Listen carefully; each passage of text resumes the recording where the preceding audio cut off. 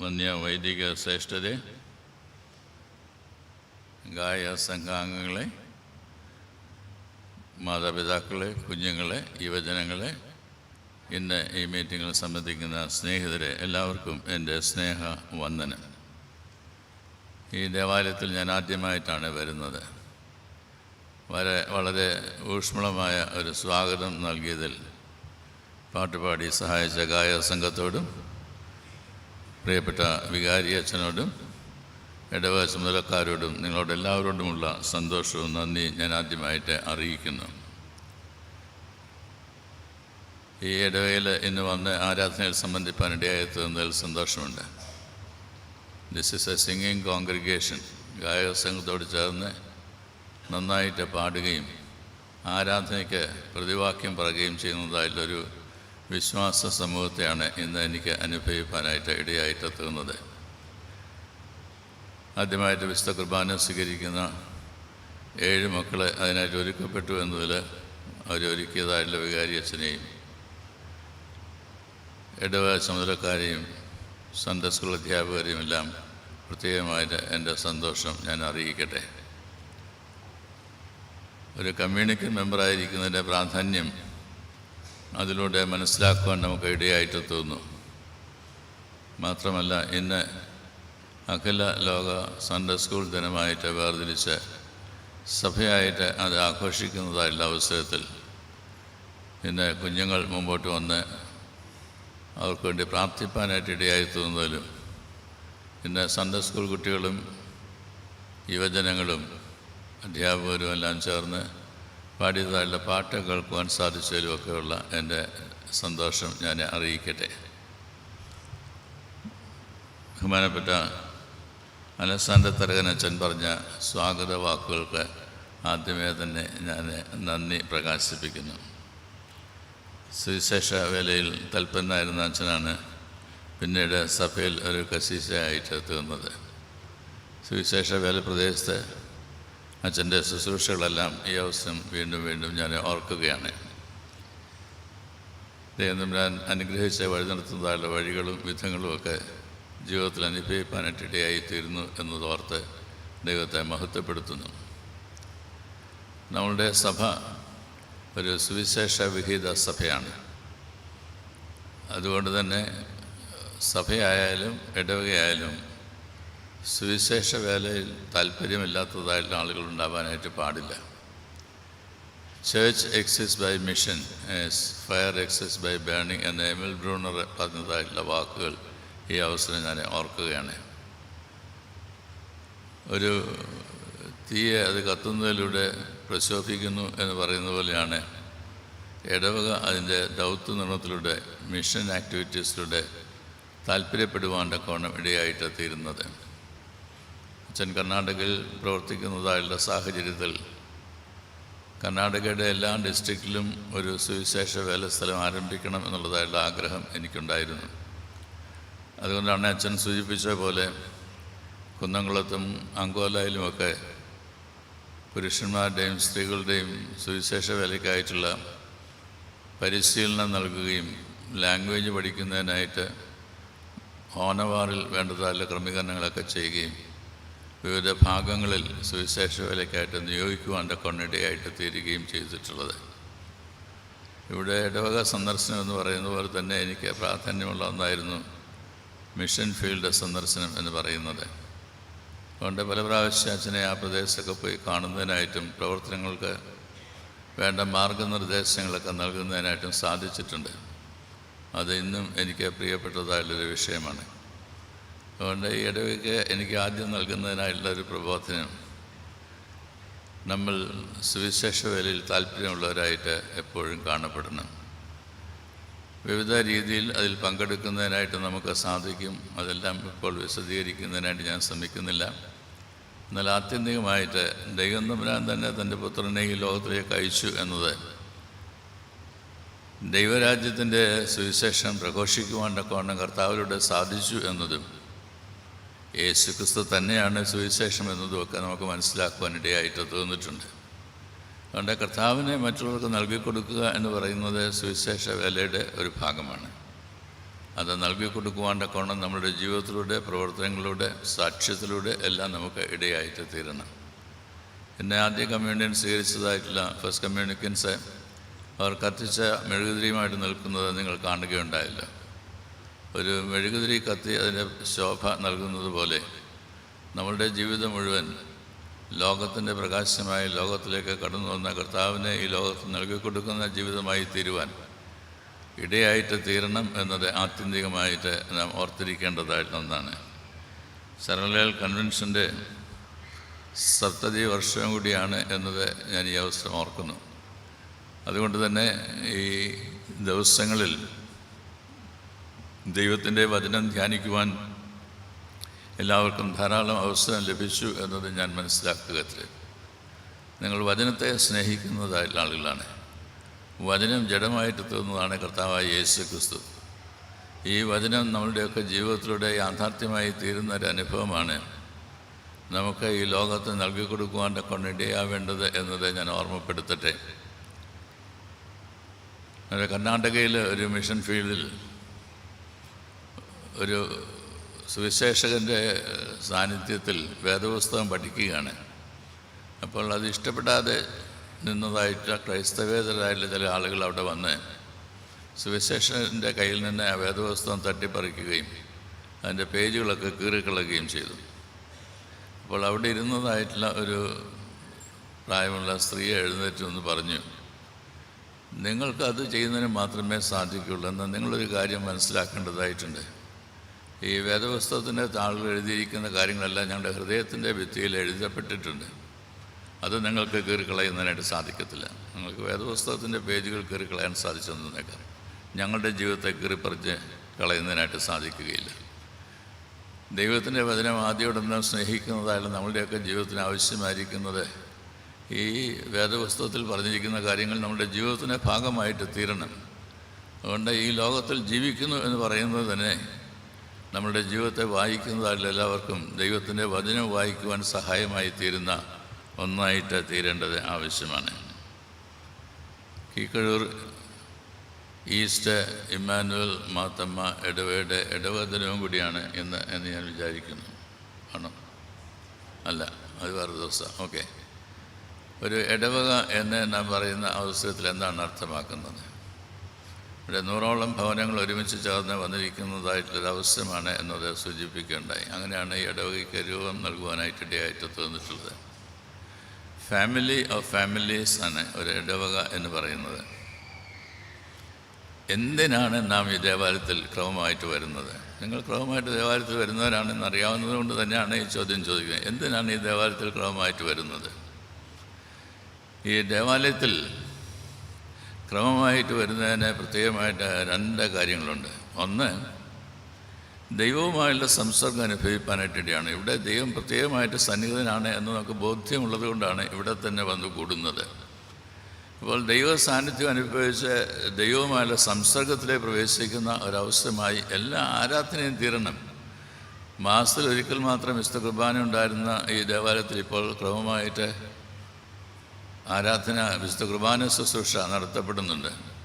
വിശുദ്ധ കുർബാനയിൽ നാം പങ്കെടുക്കുന്നതായുള്ള അവസരത്തിൽ കർത്താവ് പറഞ്ഞ വാക്യങ്ങൾ, എന്നിൽ വസിക്കുകയും ഞാൻ നിങ്ങളിലും വസിക്കും, അവൻ്റെ ശരീരവും അവൻ്റെ രക്തവും ഒക്കെ നാം ഭക്ഷിക്കുകയും പാനം ചെയ്യുകയും ചെയ്യുമ്പോൾ നമ്മളുടെ ജീവിതത്തിൻ്റെ ഭാഗമായിട്ട് തീരുകയാണ്.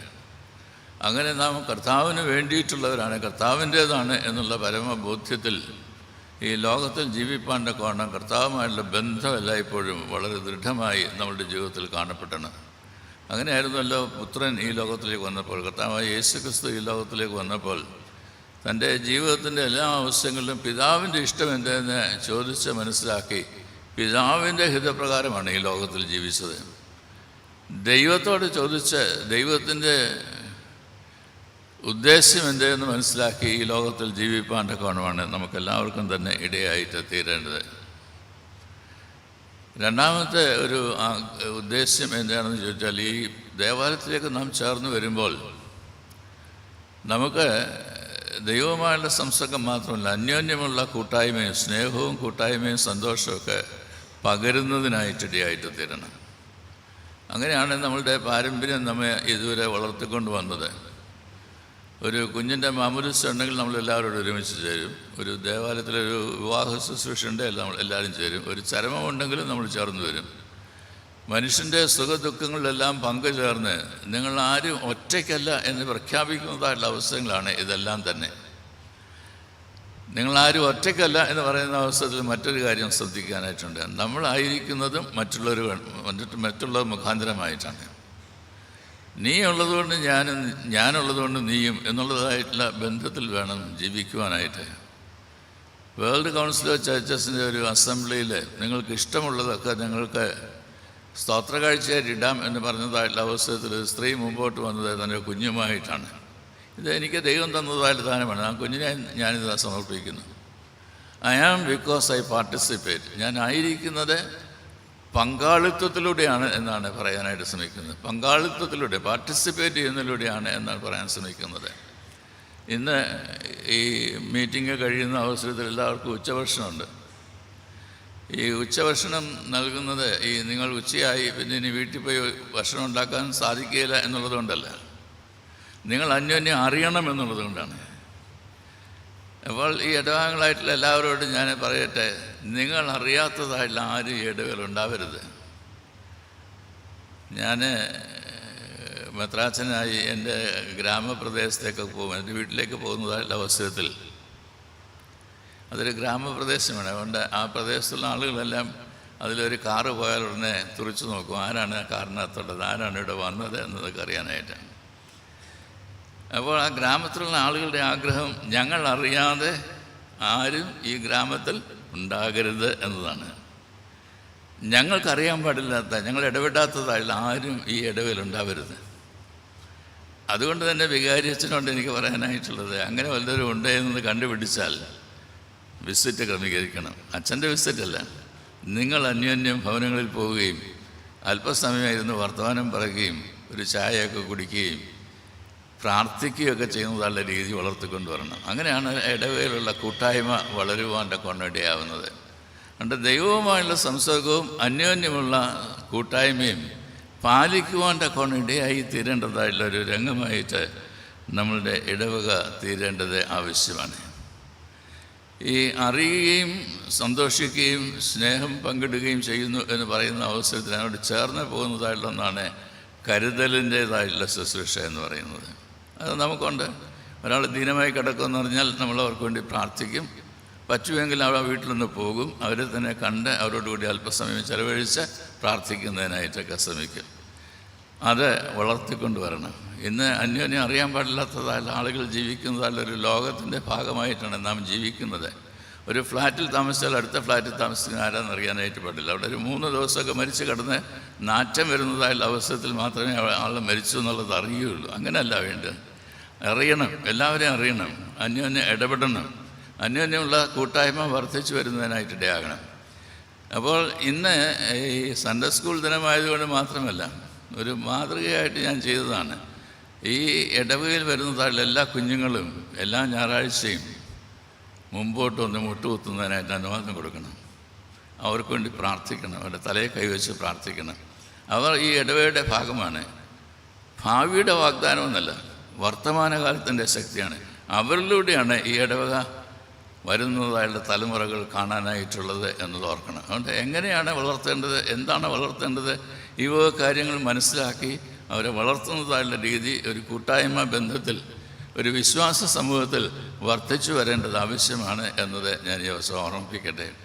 അതുകൊണ്ട് കുഞ്ഞുങ്ങൾ ഞായറാഴ്ച പള്ളിയിൽ വരുമ്പോൾ പറയണം, മുമ്പോട്ട് വരാൻ പറയണം. അവിടുന്ന് ഇവിടുന്ന് എല്ലാം ഓടി വരുന്നതായുള്ള കുഞ്ഞുങ്ങളെ നമുക്ക് കാണാനായിട്ട് സാധിക്കുന്നു. മാതാക്കൾ പോലും വന്നതായുള്ള കാഴ്ച ഞാൻ കാണുകയുണ്ടായി. അവർ വരണം, അവർക്കുള്ളതാണ് ഈ പള്ളി, അവർക്കുള്ളതാണ് ഈ ഇടവക, അവർ ഈ ഇടവയുടെ ഭാഗമായിട്ട് തീരണം.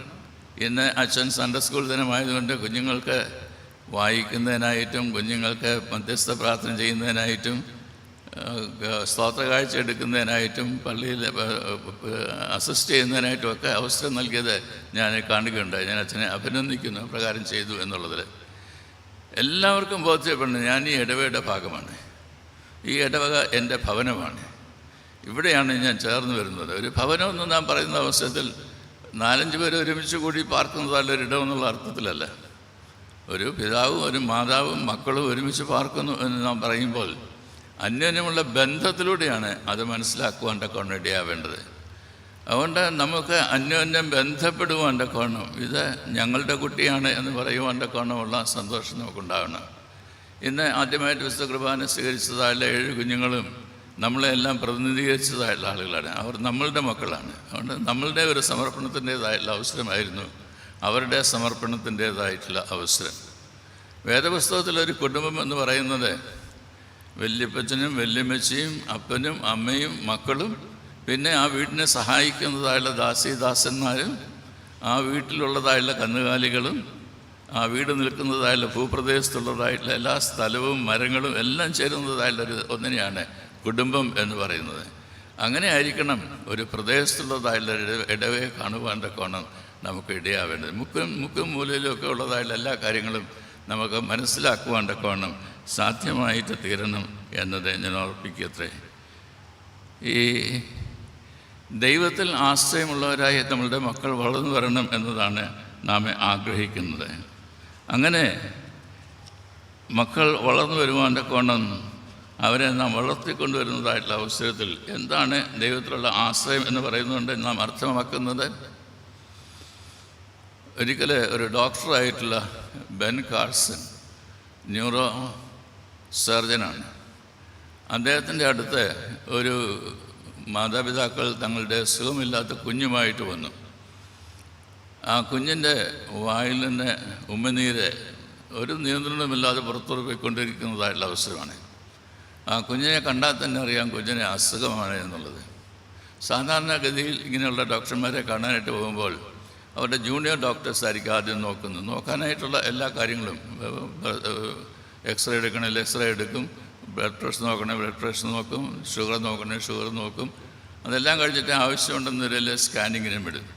അതുകൊണ്ട് ഇതിൻ്റെ എല്ലാം റിസൾട്ട് ഫയലിൽ മേശപ്പുറത്തെ വെച്ചതിന് ശേഷം അതോടെ നോക്കിക്കൊണ്ടാണ് ഈ രോഗിയുടെ രോഗം നിർണ്ണയിക്കുന്നത്.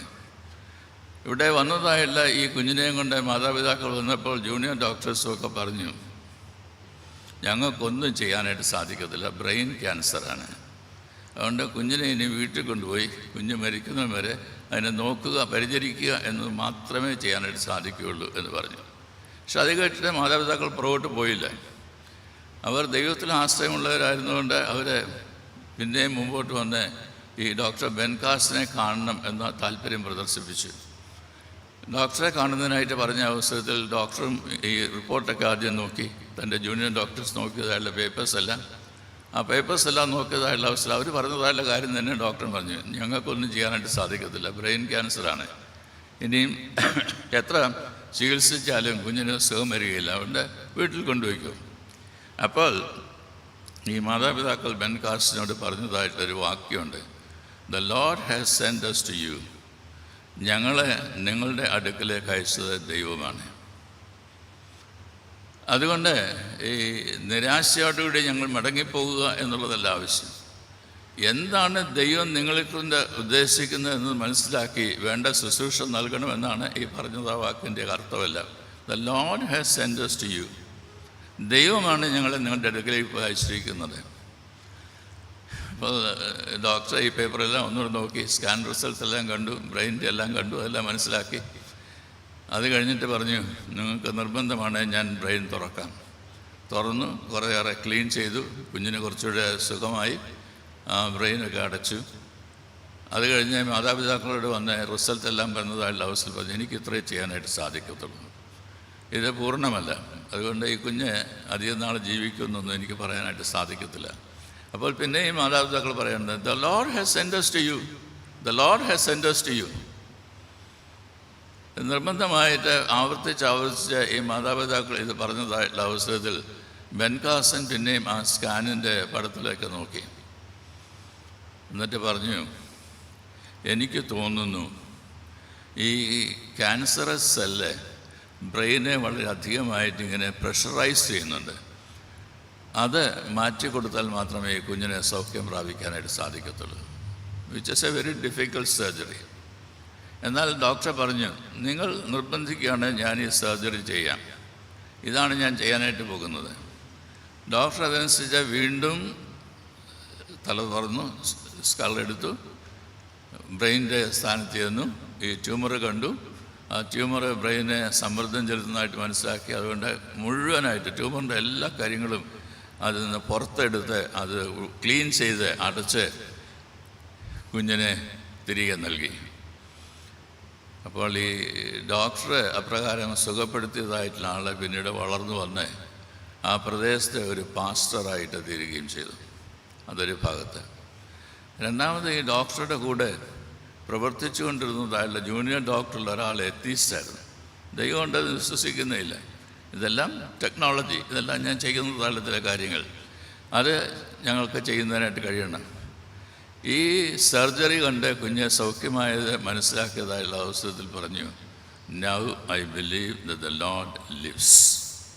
ദൈവം ജീവിക്കുന്നു എന്നത് എനിക്കിപ്പോൾ മനസ്സിലാകുന്നു. He became a theist, not an atheist, തീസ്റ്റായിട്ട് മാറി. അപ്പോൾ ബെൻകാസൻ പറഞ്ഞു, ഞാൻ ദൈവത്തിൻ്റെ കാര്യത്തിൽ ഇണങ്ങിയ ഒരു ഉപകരണം മാത്രമാണ്. ദൈവമാണ് ഈ സർജറി എല്ലാം നടത്തേണ്ടത്. അതുകൊണ്ട് ഞാൻ എന്നെ തന്നെ ദൈവകരങ്ങൾ സമർപ്പിക്കുന്നു. ദൈവമേ, നീ നടത്തണമേ, നീ രോഗികളെ സൗഖ്യമാക്കണമേ, അതിനായിട്ട് എന്നെ എടുത്ത് ഉപയോഗിക്കണമേ എന്നെ പ്രാർത്ഥിച്ചതായുള്ള പ്രാർത്ഥനയെക്കുറിച്ച് ഞാൻ വായിച്ചിട്ടുണ്ട്. എന്താണ് ദൈവത്തിൽ ആശ്രയിക്കുക എന്ന് പറയുന്നത്? അസാധ്യം എന്ന് നാം ചിന്തിക്കുന്നതായുള്ള സാഹചര്യത്തിലും ഇത് സാധ്യമാണ് എന്ന് വിശ്വസിക്കുവാനായിട്ട് കഴിയുന്ന ഒരു വിശ്വാസ ജീവിതത്തെയാണ് ട്രസ്റ്റ്, അല്ലെങ്കിൽ ദൈവത്തിലുള്ള ആശ്രയം എന്ന് നമുക്ക് പറയാനായിട്ട് കഴിയുന്നത്. നമ്മളുടെ കുഞ്ഞുങ്ങൾ അങ്ങനെയാണ് മാതാപിതാക്കളെ ട്രസ്റ്റ് ചെയ്യുന്നത്. ഒരിക്കലും എൻ്റെ പിതാവോ എൻ്റെ മാതാവോ എന്നെ വഞ്ചിക്കുകയില്ല, എന്നെ ഉപദ്രവിക്കുകയില്ല, എന്നെ ഇല്ലാതെയാക്കുകയില്ല. എൻ്റെ വളർച്ചയിലാണ് അവർക്ക് ആഗ്രഹം. അതുകൊണ്ട് പരിപൂർണമായിട്ട് ആശ്രയിപ്പാണ്ടൊക്കെ ഇടയായി തീരുന്നതായുള്ള സാഹചര്യം, ഇതാണ് ദൈവസന്നിധിയിൽ നമുക്ക് ആവശ്യമായിരിക്കുന്നത്. ദൈവമാണ് എന്നെ നിർമ്മിച്ചത്. ഈ ദൈവം എന്നെ കൈവെടിയുകയില്ല. ഈ ദൈവത്തിൽ ഞാൻ പരിപൂർണമായിട്ട് ആശ്രയിക്കുന്നു എന്ന് പറയുവാണ്ടൊക്കെ ഇടയായിട്ട് തീരുന്നതായുള്ള സാഹചര്യങ്ങളായിരിക്കണം. നമ്മളുടെ ഈ അടുത്ത സമയത്ത് ഓസ്ട്രേലിയയുമായിട്ടുള്ള ക്രിക്കറ്റ് മത്സരത്തിൽ, നമ്മളുടെ ബോംബെയിൽ വെച്ച് നടന്നതായിട്ടുള്ള ക്രിക്കറ്റ് മത്സരത്തിൽ ജമീമ റോഡ്രിഗ്സ് എന്ന് പറയുന്നതായിട്ടുള്ള ഒരു വനിതയെക്കുറിച്ച് നമ്മൾ കേൾക്കുകയുണ്ടായി. അവൾ നന്നായിട്ട് കളിച്ച് ഇന്ത്യയുടെ വിജയത്തിലേക്ക് ഇന്ത്യയെ നയിച്ചു. ആ അവസ്ഥയിൽ അവളോട് ചോദിച്ചു, എന്തായിരുന്നു നിൻ്റെ ജീവിതത്തിൻ്റെ പ്രേരക ശക്തി? നിനക്ക് എവിടെ നിന്നാണ് ഈ ഊർജ്ജം എല്ലാം കിട്ടിയത്? ഇത്ര ധൈര്യമായിട്ട് ഇത്ര നല്ല റൺസൊക്കെ എടുക്കുവാൻ്റെ കോണം, നന്നായിട്ട് കളിക്കുവാൻ്റെ കോണം എങ്ങനെ ഇടയായിട്ട് തീർന്നു? അവൾ ആദ്യമായിട്ട് വാതുറന്ന് പറഞ്ഞത് തന്നെ,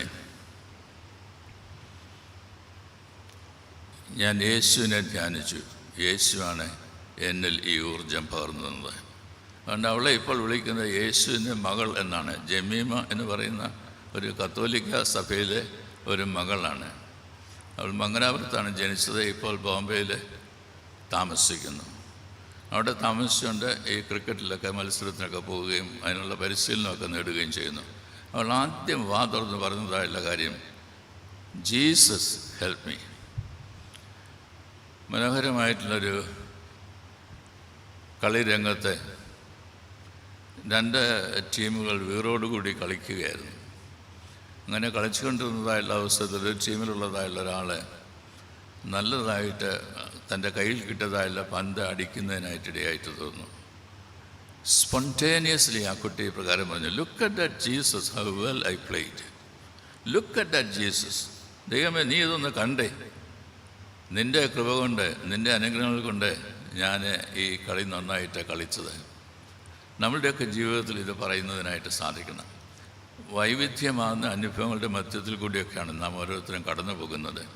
എന്നാൽ നമ്മളുടെ ജീവിതത്തിൻ്റെ രംഗങ്ങളിൽ നാം തളർന്നു പോകാതെ നമുക്ക് ഊർജം പകർന്നു നിന്ന് നമ്മെ നിലനിർത്തുന്നതായിട്ടുള്ള ദൈവത്തിൻ്റെ സന്നിധിയിൽ, ദൈവമേ, നീയാകുന്നു എന്നെ ശക്തീകരിക്കുന്നത്, നീയാകുന്നു എന്നെ വഴിനിർത്തുന്നത് എന്നത് സാക്ഷിക്കുവാണ്ടൊക്കെ നമുക്ക് എല്ലാവർക്കും ഇടയായിട്ട് തീരണം. ജമീമ 4 മിനിറ്റ് മാത്രമേ സംസാരിച്ചുള്ളൂ. ആ സംസാരത്തിൽ ആദ്യമായിട്ട് പറഞ്ഞത്, Jesus is the one who help me. ഞാൻ ആകെപ്പാടെ തളർന്ന നിലയിലാണ് ഈ ദിവസങ്ങളൊക്കെ ചെലവഴിച്ചു കൊണ്ടിരുന്നത്. അതിൻ്റെ കൂടെയുള്ളതായിട്ടുള്ള സുഹൃത്തുക്കളെ അറിയാം.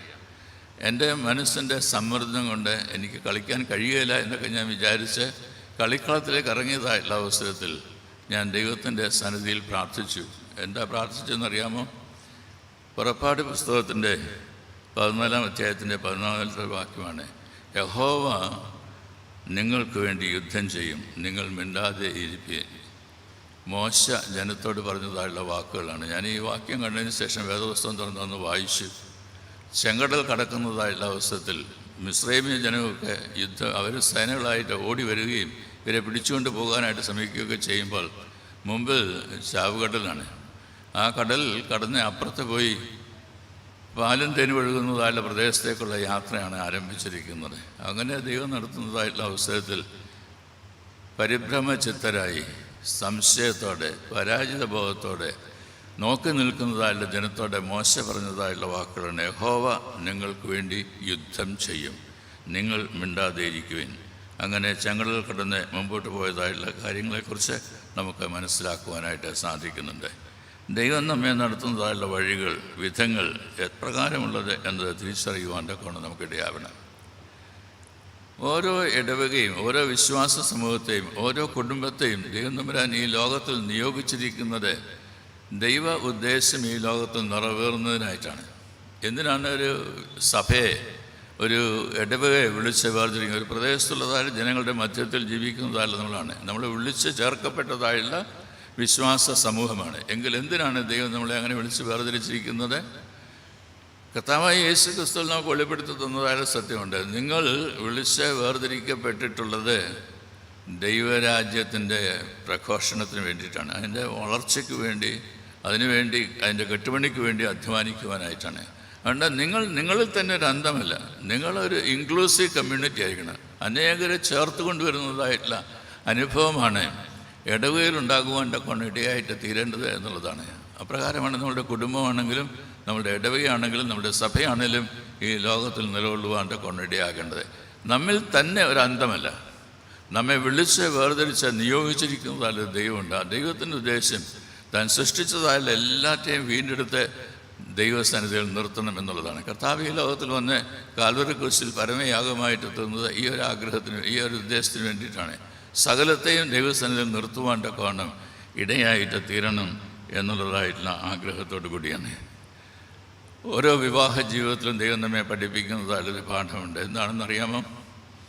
നമുക്ക് ഇഷ്ടമുള്ളതായുള്ള ആളുകളൊക്കെ നമ്മൾ തിരഞ്ഞെടുത്ത് വിവാഹം കഴിക്കുന്നു, ശരി തന്നെ.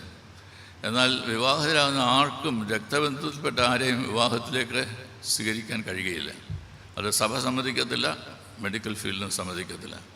അപ്പോൾ രക്തബന്ധത്തിൽ പെടാത്ത ഒരാളെ ജീവിതത്തിലേക്ക് സ്വീകരിച്ച് ഏറ്റവും വലിയ ബന്ധമായിട്ട്, ഊഷ്മളതയുള്ള ബന്ധമായിട്ട്, ജീവനുള്ള ബന്ധമായിട്ട് ഒക്കെ മുന്നോട്ട് പോകുവാൻ്റെ കൊണ്ട് ഇടയായിട്ട് തീരേണ്ടത് എന്തിനാണ് എന്ന് ചോദിച്ചാൽ ഈ ലോകത്തിലുള്ള മറ്റുള്ളവരെയും സ്വീകരിക്കുവാനായിട്ടൊരു താല്പര്യം നമ്മളുണ്ടാവണം എന്നുള്ളത് കൊണ്ടാണ്. നമുക്ക് വെറുപ്പുള്ളതായുള്ള ആളുകളായിരിക്കാം, നമുക്ക് ശത്രുക്കളായിരിക്കാം, നമുക്ക് ദോഷം ചെയ്യുന്നതായുള്ള ആളുകളായിരിക്കും, ആരും ആയിക്കൊള്ളട്ടെ. ഇന്ന് നീ എന്നോട് കൂടെ പറുദീസയിലിരിക്കുമെന്ന് പറഞ്ഞതായുള്ള കർത്താവിനെ പോലെ ദൈവസന്നിധിയിലേക്ക് ചേർത്ത് കൊണ്ടുവരുവാനായിട്ടുള്ളൊരു ആഹ്വാനമാണ് ദൈവം നമുക്ക് നൽകിയിരിക്കുന്നത് എന്ന് മനസ്സിലാക്കുമ്പോൾ എത്രയോ വലിയ ഉത്തരവാദിത്വമാണ് നമ്മെ ഏൽപ്പിച്ചിരിക്കുന്നത് എന്നത് മനസ്സിലാക്കാനായിട്ട് ഇടയായിട്ട് തീരും. ജീവിതത്തിൽ കോപമുണ്ടാവുക എന്ന് പറയുന്നത് സ്വാഭാവികമാണ്. അതുകൊണ്ട് തന്നെ ദേഷ്യത്തിൽ നാം ചിലപ്പോൾ സംസാരിച്ചെന്ന് വരാം. മലയാളികളെക്കുറിച്ച് പറയുന്ന മുഴുവൻ മൂക്കിൻ്റെ അറ്റത്തെ ദേഷ്യമാണ് എന്നുള്ളതാണ്.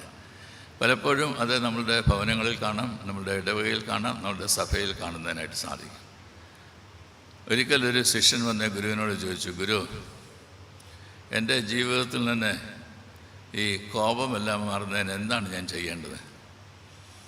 അപ്പോൾ കുറച്ചു നേരം ആ ഗുരു മിണ്ടാതിരുന്നു. അതിനുശേഷം ആ ശിഷ്യനെയും കൊണ്ട് ഒരു തടാകത്തിൻ്റെ സമീപം പോയി. അവിടെ കിടന്നതായുള്ളൊരു കല്ലെടുത്ത് വെള്ളത്തിലേക്ക് എറിഞ്ഞു. എന്ത് സംഭവിക്കുന്ന നമുക്കറിയാം. ഇവിടെ കുഞ്ഞുങ്ങൾക്ക് പോലും അറിയാം. വെള്ളം പൊങ്ങും, എന്ന് പറഞ്ഞാൽ പൊങ്ങും. അങ്ങനെ പൊങ്ങുന്നതായിട്ടുള്ള പിന്നെ ഒരു ഓളങ്ങളുടെ ഒരു വട്ടം തന്നെ നമുക്ക് കാണാനായിട്ട് സാധിക്കും. ഇങ്ങനെ കറങ്ങി അങ്ങ് തീരത്തേക്ക് പോകും. അല്പനേരം ശാന്തമായിട്ടിരുന്ന് കഴിഞ്ഞാൽ എന്ത് സംഭവിക്കും? അത് പൂർവ്വസ്ഥിതിയെ പ്രാപിക്കും. ഗുരു പറഞ്ഞു, നിനക്ക് കോപം വരുന്നതായുള്ള അവസരത്തിൽ ആ കോപം ശമിക്കുവാൻ്റെ കൊണ്ടുള്ള സാവകാശം നീ നൽകണം. നിൻ്റെ ജീവിതത്തിൽ ദേഷ്യം വരിക എന്നുള്ളത് സ്വാഭാവികമാണ്. കർത്താവ് പോലും പറഞ്ഞു, സൂര്യൻ അസ്തമിക്കുമ്പോഴും കോപം വെച്ചുകൊണ്ടിരിക്കരുത്. നിൻ്റെ ദേഷ്യം നിനക്ക് അടങ്ങുന്നതിനായിട്ട് സാധിക്കും. അല്പനേരം ശാന്തമായി ക്ഷമയോടെ ഇരിക്കുവാനായിട്ട് സാധിക്കുമെങ്കിൽ അതെല്ലാം കഴിഞ്ഞു പോകും. പിന്നെയും പൂർവ്വസ്ഥിതി ശാന്തമായിട്ടുള്ള സാഹചര്യം ലഭിക്കും. അങ്ങനെയാണ് ഈ ലോകത്തിൽ ജീവിക്കുവാൻ നമുക്കിടയായി തീരേണ്ടത് എന്നത് ദൈവം നമ്മെ പഠിപ്പിക്കുക അത്രേ ചെയ്യുന്നത്. യേശുവിൻ്റെ അടുത്ത് വന്നതായിട്ടുള്ളൊരു യുവാവ് യേശുവിനോട് ചോദിച്ചു, നിത്യജീവനെ പ്രാപിക്കുവാൻ എന്ത് ചെയ്യണം? അവനെക്കൊണ്ട് തന്നെ പറയിച്ചു എന്തൊക്കെയാണ് ന്യായപ്രമാണത്തിൽ പറയുന്നത് എന്നത്. ഇതെല്ലാം ഞാൻ ചെറുപ്പം മുതലേ പാലിക്കുന്നുണ്ടല്ലോ എന്ന് അവൻ പറഞ്ഞു. അപ്പോൾ പറഞ്ഞു, നിനക്ക് ഒരു കുറവുണ്ട്, നിനക്കുള്ളതെല്ലാം വിറ്റ് ദരിദ്രർക്ക് കൊടുത്തതിന് ശേഷം പിന്നെ വന്ന് എന്നെ അനുഗമിക്കുക എന്ന് പറഞ്ഞു. നമ്മളുടെ ജീവിതത്തിലെ കുറവുകളെ നമുക്ക് കാട്ടിത്തരുവാൻ സാധിക്കുന്നതായുള്ള ദൈവത്തിൻ്റെ സന്നിധിയിൽ ജീവിതത്തിൽ ചിലത് വിടുവാനായിട്ടുള്ള മനസ്സുണ്ടാവണം. ഇപ്പോൾ കുഞ്ഞുങ്ങളെ പഠിപ്പിക്കുന്നതായുള്ള ദിവസം നമുക്ക് ഷോർട്ട് ടൈം ഗോൾസ് ഉണ്ട്. അവർ സ്കൂൾ പാസ്സാവണം, പിന്നെ ഹയർ സെക്കൻഡറിയിലോട്ട് കയറും, അത് പാസ്സാകണം, പിന്നെ ഡിഗ്രിയിലോട്ട് കയറും, അത് പാസ്സാകണം. ഇങ്ങനെ ഓരോ ഘട്ടവും നമ്മളിങ്ങനെ വെവ്വേറെയായിട്ട് കാണുകയാണ്. ഷോർട്ട് ടൈമാണ് നാം കാണുന്നതായിട്ടുള്ള നമ്മളുടെ സൈറ്റിൽ നിന്ന്. ലോങ് ടൈം കാണുന്നതിനായിട്ടൂടെ സാധിക്കണം. ഒരു കുഞ്ഞിനെ അങ്ങനെ കൊണ്ട് പഠിപ്പിക്കേണ്ടതായിട്ടുണ്ട്. കുഞ്ഞെ നീ ആത്യന്തികമായിട്ട് നീ ദൈവത്തിൻ്റെതാണ് എന്ന് പറയുന്നതിനായിട്ട് സാധിക്കണം. ശമരിയ പട്ടണത്തിൽ കർത്താവായ യേശുക്രിസ്തു പ്രവേശിച്ചതായുള്ള അവസ്ഥയിൽ യേശുക്രിസ്തു ചെയ്തതാണ്. നീ ദൈവത്തിൻ്റെ ദാനമാണ് എന്ന് നീ മനസ്സിലാക്കണം. നീ ദൈവത്തിൻ്റെ ദാനമാണ്. നിൻ്റെ ജീവിതത്തിൽ ഒത്തിരി തെറ്റുകളുണ്ട്, അതെല്ലാം നിനക്കറിയാം, നീ അത് പറയുകയും ചെയ്യുന്നുണ്ട്. എന്നാൽ ദൈവത്തിന് നിന്നെ ആവശ്യം. അതുകൊണ്ട് ശമരിയ പട്ടണത്തിൽ കിണറ്റിൻ്റെ സമീപത്തിരുന്നതായുള്ള കർത്താവായ യേശുക്രിസ്തു ഞാൻ തന്നെയാണ് മെസ്സിഹ എന്ന് വെളിപ്പെടുത്തി കൊടുക്കുകയും ആ പട്ടണം വെറുത്തതായിട്ടുള്ള ഒരു സ്ത്രീയെ ആ പട്ടണത്തിലേക്ക് അയച്ച് മെസ്സിഹായെക്കുറിച്ചുള്ള കാര്യങ്ങൾ പറയുന്നതിനായിട്ടും ആ പട്ടണം മുഴുവനായി യേശുവിൻ്റെ അടുത്ത് വന്ന് ഞങ്ങളുടെ കൂടെ പാർക്കണമെന്ന് പറയുന്നതിനായിട്ടൊക്കെ ഇടയായിട്ട് 2 നാൾ പാർത്തു എന്ന് നാം വായിക്കുന്നുണ്ട്. ഇപ്പോൾ ഞങ്ങൾ നേരിട്ട് അനുഭവിക്കുകയാണ് യേശു ആരാണെന്ന്, മെസ്സിഹ ആരാണെന്ന് അനുഭവിക്കുകയാണ്. ഈ അനുഭവം ജീവിതത്തിന് യാഥാർത്ഥ്യമാക്കി തീർക്കുവാൻ നമ്മുടെ കുഞ്ഞുങ്ങളെയും പഠിപ്പിക്കേണ്ടതായിട്ടുണ്ട്. ഞാൻ പല സ്ഥലങ്ങളിലും പറഞ്ഞിട്ടുള്ളതായിട്ടുള്ള ഒരു ദൃഷ്ടാന്തം കൂടെ പറഞ്ഞ് എൻ്റെ വാക്കുകൾ അവസാനിപ്പിക്കുന്നതിനായിട്ട് ശ്രമിക്കാം. ഞാൻ പോയതായിട്ടുള്ള ഒരു ഇടവക, ആദ്യമായിട്ട് മേൽപ്പെട്ടക്കാരനായി തിരുമേനിയായിട്ടൊക്കെ അവിടെ പോയതാണ്. ഇടവക സന്ദർശിച്ച അവസരത്തിൽ ഞാൻ പോകുന്നതിന് മുമ്പായിട്ട് അച്ഛൻ വന്നതിനോട് പറഞ്ഞു, തിരുമേനി എനിക്ക് വേറൊരു ദിവസം കൊണ്ട് തരണം, വീണ്ടും തിരുമേനിയോട് വരണം. ഞാൻ ചോദിച്ചായിരുന്നു, ഞാനിപ്പോൾ വന്നതല്ലേ ഉള്ളൂ, പിന്നെ ഉടനെ എന്തിനാണ് വരുന്നത്? അപ്പോൾ പറഞ്ഞു, അങ്ങനെയല്ല, ഇവിടെ ഒരു കുടുംബം ഈ ഇടവയോട് ചേരുന്നതിനായിട്ട് ആഗ്രഹിക്കുന്നുണ്ട്, അവരെ ഈ ഇടവയിലേക്ക് ചേർക്കുന്നതിനായിട്ട് തിരുമേനി വരണം. അപ്പോൾ ഞാൻ അതിൻ്റെ പുറകെയുള്ള കഥകളെല്ലാം ചോദിച്ച് മനസ്സിലാക്കി. ഇതാണ് ദൃഷ്ടാന്തം. ആ ഇടവയിലൊരു വീട്, ആ വീടിൻ്റെ അടുത്ത് താമസിക്കുന്നതായുള്ള ഒരു കൊല്ലനും കൊല്ലൻ്റെ വീട്ടുകാരും. ഈ കൊല്ലന് മദ്യപിച്ച് എന്നും വീട്ടിൽ വന്ന വഴക്കാണ്, വലിയ ലഹളയാണ്, ഇടിയും അടിയും എല്ലാം കിട്ടും. അവരുടെ കുഞ്ഞുങ്ങളൊക്കെ പേടിച്ചാണ് ജീവിക്കുന്നത്. ഈ സ്ത്രീയെ ഈ അയൽവക്കത്തെ വീട്ടിലെ പാട്ടും പ്രാർത്ഥനയൊക്കെ കേട്ടതായിട്ടുള്ള അവസരത്തിൽ ശ്രദ്ധയോടുകൂടി അത് കേട്ടു ദൈവികമായുള്ള ബോധമുണ്ടായി ദൈവത്തെങ്കിലേക്ക് നോക്കാനായിട്ട് പഠിച്ചു. അപ്പോൾ അവൾ ചെന്ന് ആ വീട്ടുകാരോട് ചോദിച്ചു, ഞാൻ ഈ വരാന്തയിൽ വന്നിരുന്നത് നിങ്ങൾ പാട്ട് പാടുന്ന അവസരത്തിൽ പാട്ടൊക്കെ ഒന്ന് കേട്ടോട്ടെ. അവർ പറഞ്ഞു, നിങ്ങളെന്തിനാണ് വരാന്തയിരിക്കുന്നത്, ഞങ്ങളുടെ കൂടെ അകത്ത് കയറിയിരുന്ന് നിങ്ങൾക്ക് പ്രാർത്ഥിക്കാം. അങ്ങനെ അവൾ ആ വീട്ടിനകത്ത് കയറി അവരോടുകൂടെ പ്രാർത്ഥിച്ചു. അവളുടെ രൂപാന്തരം ഉണ്ടായി, അവൾ ഒരു വിശ്വാസിയായിട്ട് തീർന്നു. തൻ്റെ ഭാര്യയിലുണ്ടായ ഈ വ്യത്യാസത്തെ, ഈ രൂപാന്തരത്തെ മനസ്സിലാക്കിയതായിട്ടുള്ള കൊല്ലൻ പറഞ്ഞു, എടി എന്താ നിൻ്റെ ഈ ജീവിതത്തിൻ്റെ രൂപാന്തരത്തിൻ്റെ കാരണം? അവൾ പറഞ്ഞു, ഞാൻ ഇന്നടുത്ത് പോകുന്നുണ്ട്, അവിടെ ഇരുന്ന് പ്രാർത്ഥിക്കുന്നുണ്ട്, ആ പ്രാർത്ഥന കേൾക്കുന്നതായുള്ള ദൈവമാണ് എന്നെ രൂപാന്തരപ്പെടുത്തിയത്. അപ്പോൾ അവൾ പറഞ്ഞു, എനിക്കും വരണം. അങ്ങനെ അയാളും കൂടെ പോയി ആ പ്രാർത്ഥനയിൽ സംബന്ധിച്ചു. അവരെ കുറേ നാൾ പ്രാർത്ഥനയിൽ സംബന്ധിച്ചതായുള്ള അവസരത്തിൽ ഈ കൊല്ലൻ ഗൃഹനാഥൻ പറഞ്ഞു, നമുക്ക് അവർ ആരാധിക്കുന്നതായുള്ള പള്ളിയിൽ പോകണം, അവിടെ ആ പള്ളിയിലെ അംഗങ്ങളായിട്ട് തീരണം. അപ്പോൾ അച്ഛൻ എന്നോട് പറഞ്ഞത്, ഈ കുടുംബത്തെ ഈ ഇടവേലോട്ട് ചേർക്കുവാനായിട്ട് തിരുമേനി വരണമെന്നാണ് പറഞ്ഞത്. ഒരു കുടുംബത്തിൻ്റെ സാക്ഷ്യം, ഒരു കുടുംബത്തിൻ്റെ സാന്നിധ്യം എപ്രകാരം ആ സമീപത്തുള്ള എല്ലാറ്റിനെയും രൂപാന്തരപ്പെടുത്തുവാൻ സഹായമായി തീരും എന്നുള്ളതിൻ്റെ ദൃഷ്ടാന്തമാണ് ഞാനിപ്പോൾ ഇവിടെ സൂചിപ്പിച്ചത്. നിങ്ങൾ ലോകത്തിൻ്റെ വെളിച്ചമാണ്, ഭൂമിയുടെ ഉപ്പാണ് എന്നൊക്കെ കർത്താവ് പറയുന്നതായുള്ള അവസരത്തിൽ ഈ രൂപാന്തരത്തിൻ്റെ ശക്തിയെ ഈ ലോകത്ത് നൽകിക്കൊടുക്കുവാൻ്റെ കോണം നമ്മളുടെ വാക്കുകളിലൂടെ, നമ്മുടെ പ്രവർത്തനങ്ങളിലൂടെ, നമ്മുടെ പെരുമാറ്റങ്ങളിലൂടെ, നമ്മുടെ ജീവിതത്തിൽ കൂടെ തന്നെ സാധ്യമായിട്ട് തീരണം എന്നത് ഓർത്തിരിക്കേണ്ടത് ആവശ്യമാണ്. ഇന്ന് രാവിലെ സമയത്ത് ഞാൻ ഓർമ്മിപ്പിച്ചല്ല, കർത്താവ് പറഞ്ഞു, ഞാൻ പുതിയൊരു കൽപ്പന നിങ്ങൾക്ക് തരുന്നു, ഞാൻ നിങ്ങളെ സ്നേഹിച്ച പോലെ നിങ്ങളും തമ്മിൽ സ്നേഹിക്കണം. ഞാനൊരു വീട് സന്ദർശനമായി പോയ അവസരത്തിൽ ആ വീട്ടിൽ അവരുമായിട്ട് ഭക്ഷണമൊക്കെ കഴിക്കുന്ന അവസരത്തിൽ കൈ കഴുകാനായിട്ട് പോയപ്പോൾ ബെഡിൽ ഒരു പുസ്തകം കിടക്കുന്നുണ്ട്. അതിൻ്റെ ടൈറ്റിൽ എന്നാന്ന് ഞാൻ നോക്കിയ അവസരത്തിൽ ബിയോണ്ട് ലവ് എന്ന് എഴുതിയിരിക്കുന്നു. ബിയോണ്ട് ലവ്, ഇവയിൽ ഏറ്റവും വലിയൊരു സ്നേഹം തന്നെ എന്നുള്ള വാക്യമാണ് എനിക്കറിയാവുന്നത്. പിന്നെ അതിനേക്കാട്ടിൽ അപ്പുറത്തായിട്ടൊരു സ്നേഹമുണ്ട്. അതുകൊണ്ട് ഞാൻ പറഞ്ഞു, എനിക്ക് ഈ പുസ്തകം വായിക്കാനായിട്ട് താല്പര്യമുണ്ട്. അപ്പോൾ പറഞ്ഞു, ഞാൻ തരാം. 400-ലധികം പേജുകളുള്ളതായൊരു പുസ്തകം 2 ആഴ്ച എടുത്ത് ഞാൻ വായിക്കേണ്ടത്. കഴിഞ്ഞ് ഞാൻ തിരിച്ചു കൊടുക്കുകയൊക്കെ ചെയ്തു. ആ 2 ആഴ്ച കൊണ്ട് വായിച്ചാലുള്ള പുസ്തകത്തിൽ പറയുന്നത് കൽക്കട്ടയിലെ കാളിഘട്ടിലിൻ്റെ സമീപത്തെ താമസിച്ചതായുള്ളൊരു കുടുംബത്തിലെ ഒരു യുവതിയെക്കുറിച്ചാണ്. പ്രധാനപ്പെട്ട പാത്രം അതാണ്. ഡൊമിനിക് ലാപ്പർ എഴുതിയതായുള്ളൊരു പുസ്തകമാണ്. ആ പുസ്തകത്തിൽ ബിയോണ്ട് ലവ് എന്ന് പറയുന്നതായുള്ള പുസ്തകത്തിൽ പറയുന്നുണ്ട്, അവളെ ഈ ചിതയൊക്കെ ഒരുക്കി, തടിയും ഒക്കെ കൊടുത്ത് ചിത ഒരുക്കി അത് തീ കത്തിക്കുന്നതായുള്ള രീതി, അവരെ സഹായിക്കുന്നതായുള്ള ആളുകളാണ്. അപ്പന് വേണ്ടി ചെയ്യുന്നതായുള്ള ജോലിയാണ്. അങ്ങനെ ഒരു ദിവസം അവളെ ജോലിയെല്ലാം കഴിഞ്ഞ് വീട്ടിൽ മടങ്ങിയെത്തുന്ന അവസരത്തിൽ അപ്പൻ അവളുടെ മുഖത്തേക്ക് നോക്കിയപ്പോൾ മുഖത്ത് ചില ചുളിവുകളൊക്കെ കണ്ടു. അപ്പന് കാര്യം മനസ്സിലായി, അവൾക്ക് കുഷ്ഠരോഗം പിടിച്ചിരിക്കുന്നു. അന്നത്തെ കാലത്ത് കുഷ്ഠരോഗത്തിന് ചികിത്സ ഉണ്ടെന്ന് അറിയാൻ പാടില്ല. അതുകൊണ്ട് പിന്നെ ഒറ്റ കാര്യമേ ഉള്ളൂ, വീട്ടിൽ നിന്ന് പുറത്താക്കുക. ഒരു യൗവനക്കാരി സ്ത്രീയെ അങ്ങനെ വീട്ടിൽ നിന്ന് പുറത്താക്കപ്പെട്ടാൽ എന്തൊക്കെ സംഭവിക്കും? അതെല്ലാം സംഭവിച്ചു. അതുകൊണ്ട് അവളെ ഇല്ലായ്മ ചെയ്ത് കൊള്ളുകയില്ല എന്ന് മനസ്സിലാക്കിയതായിട്ടുള്ള അവസരം ഓടയിൽ തള്ളി പോയതായിട്ടുള്ള സാഹചര്യം. അടുത്ത ദിവസം രാവിലെയാണ് ഈ മദർ തെരേസയുടെ സിസ്റ്റേഴ്സ് അതുവഴിയായിട്ട് പോകുന്നത്. അങ്ങനെ ഓടയിൽ കിടക്കുന്നതായിട്ടുള്ള ഈ സ്ത്രീയെ കണ്ടതായിട്ടുള്ള അവസരത്തിൽ വാരിയെടുത്തു അവരുടെ വീട്ടിൽ കൊണ്ടുപോയി കാര്യങ്ങളൊക്കെ ചോദിച്ചു, എല്ലാം മനസ്സിലാക്കി. വളരെ പ്രയാസമായിരുന്നു ഈ ട്രോമയിൽ നിന്ന് അവളെ പുറത്തു കൊണ്ടുവരുവാനായിട്ട്. എന്നാൽ ആ വീട്ടിൽ താമസിപ്പിച്ച്, അവരുടെ ഭവനത്തിൽ താമസിച്ച്, അവളെ ശുശ്രൂഷിച്ച്, ദൈവത്തോടുള്ള സ്നേഹത്തിലും പ്രാർത്ഥനയിലും എല്ലാം അവരെ വളർത്തിക്കൊണ്ട് വന്ന് കുറേ നാൾ കഴിഞ്ഞതായിട്ടുള്ള അവസരത്തിൽ പറഞ്ഞു, എനിക്കിനി എങ്ങും പോകാനായിട്ടില്ല, നിങ്ങളുടെ കൂടെ ഞാൻ ജോയിൻ ചെയ്തോളാം. അങ്ങനെ അവൾ അവരുടെ നൺസിൻ്റെ കൂട്ടത്തിൽ ഒരു നന്നായിട്ട്, കന്യാസ്ത്രീയായിട്ട് മാറി ലോകത്തിൻ്റെ വിവിധ ഭാഗങ്ങളിൽ പോയി ശുശ്രൂഷ ചെയ്തു.